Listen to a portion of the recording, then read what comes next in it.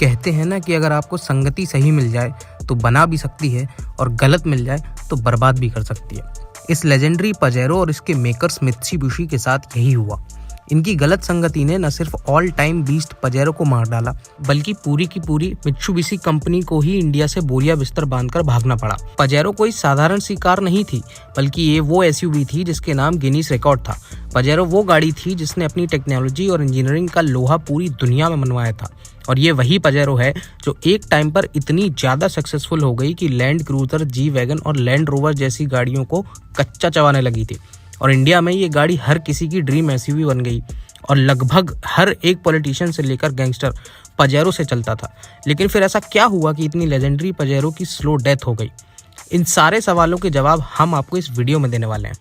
साल 1982 में Pajero launch हुई थी, जिसमें फुल फ्लेज्ड 4 व्हील ड्राइव थी। पजेरो उस टाइम की वो एसयूवी थी जो ऑफ रोडिंग में भी एक्सीलेंट हैंडलिंग देती थी और साथ में पैसेंजर्स को फुल कंफर्ट भी देती थी। जापान में पजेरो लॉन्च होते ही इंस्टेंट हिट साबित हुई। पजेरो को कई देशों में मोंटेरो के नाम से भी बेचा गया था। 80s के टाइम पर मित्सुबिशी के पास सेडान और हैचबैक तो बहुत थी, लेकिन तब तक अमेरिका और दूसरे मार्केट्स में एसयूवी का ट्रेंड चलने लगा था और तब टोयोटा और बाकी मैन्युफैक्चरर्स अपनी कई सारी एसयूवीज को दबा के बेच रहे थे। और तब मित्सुबिशी ने डिसाइड किया कि पजेरो को उतारना चाहिए। लेकिन अगर आपको पता हो तो मित्सुबिशी तब पूरे वर्ल्ड में अपनी ओवर इंजीनियरिंग के लिए जानी जाती थी और जाहिर है कि पजेरो में भी वो इसी चीज को दिखाने वाली थी। तो पजेरो को मित्सुबिशी ने ऐसे बनाया कि ये ऑफ रोडिंग के टाइम भी इसे कितना भी तेज चला लो, ये गाड़ी हर तरह की मार झेलने के बाद भी मजाल है कि ऑफ भी करती। और फिर अपनी पजेरो की यही कैपेबिलिटी प्रूव करने के लिए मित्सुबिशी ने डिसाइड किया कि वो अपनी एसयूवी को दुनिया की सबसे टफेस्ट रैली में उतारेगी, यानी डाकार रैली। अब आपको मोटे तौर पर यह समझा दें कि डाकार रैली कोई आम रेस नहीं है, बल्कि इसमें गाड़ी और ड्राइवर दोनों की ऑलमोस्ट डेथ तक उनकी लिमिट्स को टेस्ट किया जाता है।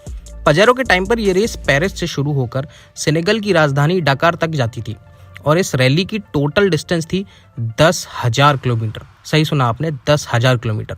और इससे भी बड़ी प्रॉब्लम यह है कि रैली में आपको रेगिस्तान मिलते थे, पहाड़ी रास्ते मिलते थे, नदियों से गुजरना होता था, मिट्टी, कीचड़, घास सब कुछ मिलता था।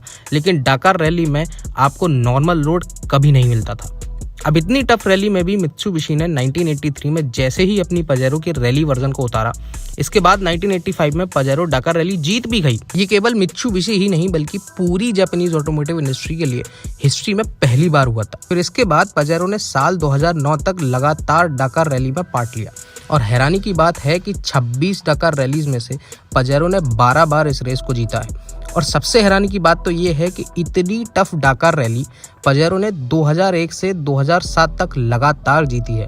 पजेरो ने डाकार रैली में अपना ऐसा लोहा मनवाया कि इसे Guinness book of world record में सबसे ज्यादा डाकार रैली जीतने वाली एसयूवी का टाइटल दिया गया। पजेरो कितनी सक्सेसफुल एसयूवी रही, इसका अंदाजा आप इस आंकड़े से लगा सकते हैं कि 1982 से 2021 में इसका प्रोडक्शन रुकने तक इसकी 3.25 मिलियन यानी 32,50,000 यूनिट्स मैन्युफैक्चर की गई थी। पजेरो को ऑलमोस्ट 170 कंट्रीज में बेचा जा रहा था और वहां इसकी तगड़ी फैन फॉलोइंग भी थी। पजेरो की इसी सक्सेस को देखते हुए मित्सुबिशी ने साल 2003 में से इंडिया में लॉन्च किया, लेकिन मित्सुबिशी ने इंडिया में टाई अप कर लिया हिंदुस्तान मोटर्स से। ये वही कंपनी है जिसने अपनी हिस्टोरिक एम्बेसडर को स्टारडम की मौत मार दिया। अब ऐसे ब्रांड से इंडिया में संगति मित्सुबिशी के लिए खुदकुशी साबित हुई और हम ऐसा इसलिए कह रहे हैं क्योंकि मित्सुबिशी के इंडिया में सारे डिसीजंस हिंदुस्तान मोटर्स यानी एचएम ले रही थी। जैसे कि इंडिया में कौन सी गाड़ी लॉन्च होनी है, कौन सी नहीं होनी है, इसका कितना प्राइस होना चाहिए, ये सारी चीज़ें मित्सुबिशी नहीं बल्कि एचएम डिसाइड कर रही थी। इतना ही नहीं, मित्सुबिशी की इंडिया में कितनी डीलरशिप होनी चाहिए और कहाँ कहाँ होनी चाहिए, ये भी फैसले एचएम ही लिया करती थी। यानी कि मित्सुबिशी का केवल नाम था और उस पर पूरा का पूरा कंट्रोल हिंदुस्तान मोटर्स का ही था और ये एक के बाद एक उल्टे डिसीजंस लेते गए।